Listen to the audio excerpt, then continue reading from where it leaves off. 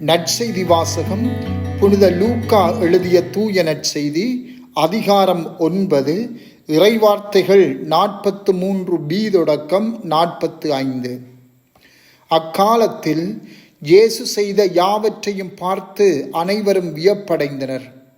அவர் தம் சீடர்களிடம், நான் சொல்வதை கேட்டு மனத்தில் வைத்து கொள்ளுங்கள்.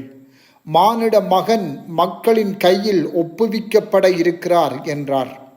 அவர்கள் அவர் சொன்னதை புரிந்து கொள்ளவில்லை. அவர்கள் அதை உணர்ந்து கொள்ளாதவாறு அது அவர்களுக்கு மறைவாயிருந்தது. ஆயினும் அவர் சொன்னது பற்றி அவரிடம் விளக்கம் கேட்க அஞ்சினார்கள். சிந்தனை: இயேசு தம்முடைய பாடுகள் சாவை பற்றி தம் சீடர்களுக்கு இரண்டாவது முறையாக கூறுகின்றார். ஆனால் சீடர்கள் இயேசு சொன்னதை புரிந்து கொள்ளவில்லை. அத்தோடு அது பற்றி விளக்கம் கேட்கவும் அஞ்சியதாக இன்றைய நற்செய்தி வாசகத்திலே நாங்கள் வாசிக்கின்றோம். ஏன் இயேசு சொன்னதை சீடர்கள் புரிந்து கொள்ளவில்லை? ஏன் அவர்கள் அதற்கான விளக்கத்தை கேட்கக்கூட அஞ்சுகின்றார்கள்?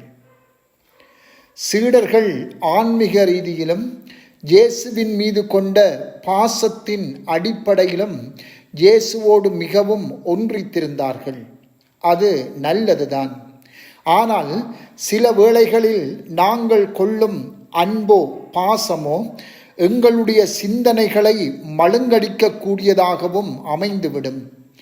அதனால் அது வாழ்வின் ஆழமான ஆன்மீக உண்மைகளை விளங்கிக் கொள்ளக்கூட முடியாமல் போய்விடும். எங்களுடைய இந்த பாசங்கள் இயற்கையானதாக இருந்தாலும் அவை எப்போதும் கடவுளின் திருவுளத்தால் வழிநடத்தப்பட வேண்டும். இயேசுவின் பாசத்தை அல்லது அன்பை நாம் விளங்கிக் கொள்ள முயன்றால் அது அவரது தந்தையின் விருப்பத்துக்கு ஏற்ப உலக மீட்புக்காக தம் உயிரை கொடுக்க ஆன்மீக ரீதியாகவும் அன்போடும் அவர் விரும்பினார் என்று அறிந்து கொள்ளலாம். அவர் கொண்ட பாசம் தந்தையின் திருவுளத்தால் நிறைவாக முழுமையாக வெளிப்படுத்தப்பட்டதாக இருக்கின்றது.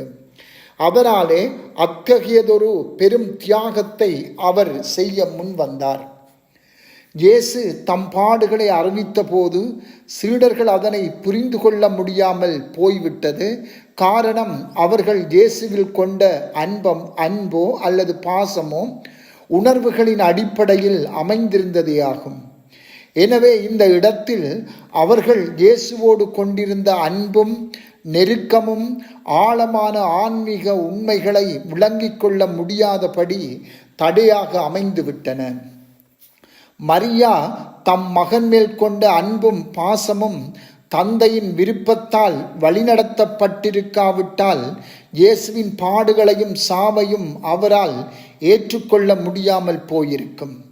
ஆனால் அவரது அன்பும் பாசமும் நிறைவாக முழுமையாக தந்தையின் திருவுளத்தால் நெறிப்படுத்தப்பட்டிருந்ததால் மகனின் பாடுகளையும் சாவையும் துணிவோடு அவரால் ஏற்றுக்கொள்ள முடிந்தது.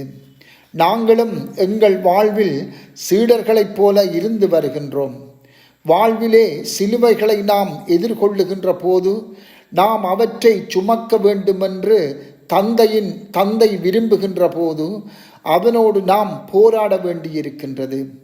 எமது பற்றுக்கள் அவற்றை சுமப்பதையோ ஏன் சுமக்கத்தான் வேண்டும் என்பதை புரிந்து கொள்வதையோ தடுத்து கொண்டு நிற்கின்றன. இதனால் நாம் குழம்பி போய்விடுகின்றோம், பயம் கொள்ளுகின்றோம். இதனை நாம் வெற்றி கொள்ள எமது ஒவ்வொரு பாசத்தையும் பற்றையும் இறைவனின் திருவுளத்துக்கு கீழ்ப்படியச் செய்ய வேண்டும். செபம்: ஆண்டவரே, ஒவ்வொரு ஆன்மீக உண்மையையும் நாம் புரிந்து கொள்ள எமக்கு உமது அருளை தாரும். ஆமென்.